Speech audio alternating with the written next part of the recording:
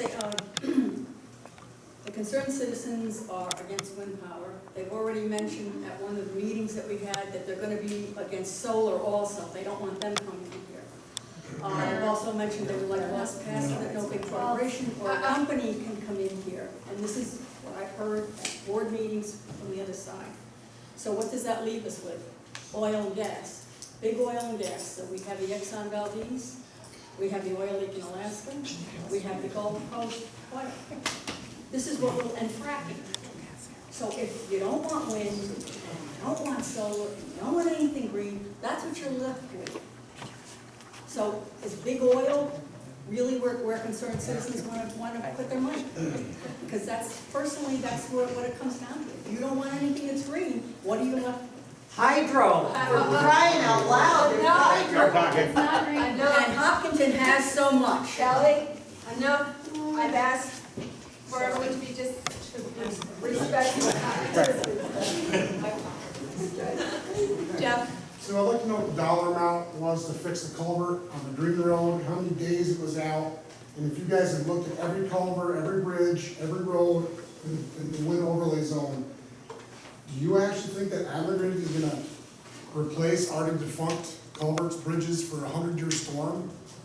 Is that really what this board thinks, that they're gonna fix any repairs or anything that was already an issue, they're just gonna magically come in and take care of? I mean, I would ask that our Steve take a look into it, but he can't because he has a conflict.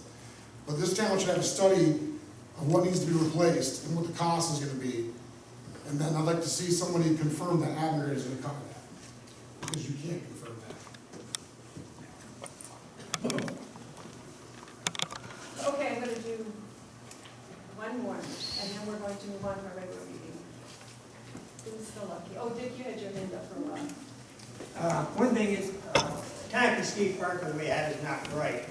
Nobody had a problem they used to, and I don't have a problem with it.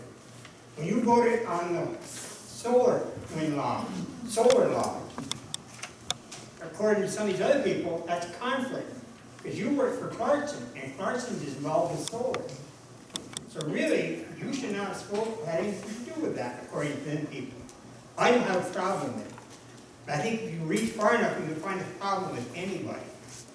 Also, the Wind Advisory Board wasn't unanimous on all those decisions that you were to have a conflict. It was not unanimous on any of those decisions. All the Wind Advisory Boards didn't agree on those.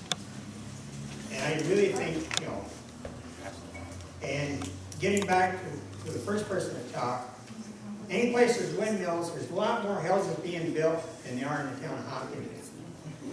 So I can't be that worried about them, I can't be that too unsafe.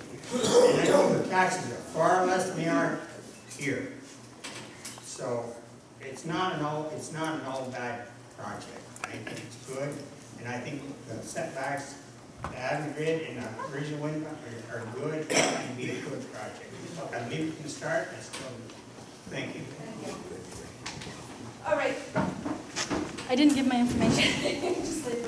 I'm going to give it to you because I have to separate it for who it's for and some of it is. This is for Ellen Cruz, landlord. That's for you too to share. I can afford to print some more. I'll let you read first. And it's all duplicate, so I just want to make sure everybody has what I want them to have. They're all duplicated with each other, but these aren't all the same as what's in the box. That's usually best.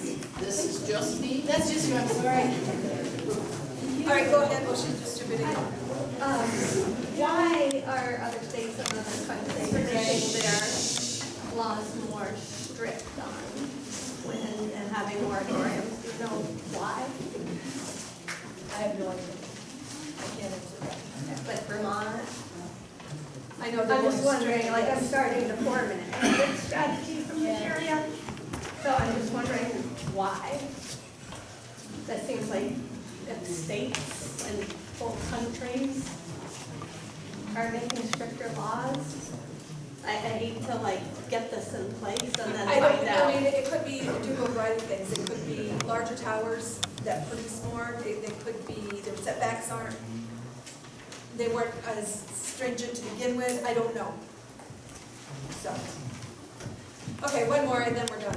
I'd like to leave you with this thought, it's from the World Health Organization, which supports what they call the precautionary principle, which states, when there is a reasonable possibility that the public health will be endangered, even though scientific proof may be lacking, action should be taken to protect the public health without awaiting full scientific proof. Moreover, the precautionary principle is a moral and political principle which also calls for the burden of proof to fall on those who would advocate taking the action. In other words, no new industrial process should be imposed on the public without having been thoroughly, publicly, and independently studied beforehand. This has not happened with the wind turbine industry, and it is only in the last few years that the mounting evidence of the health effects of wind turbines are such that they can no longer be ignored.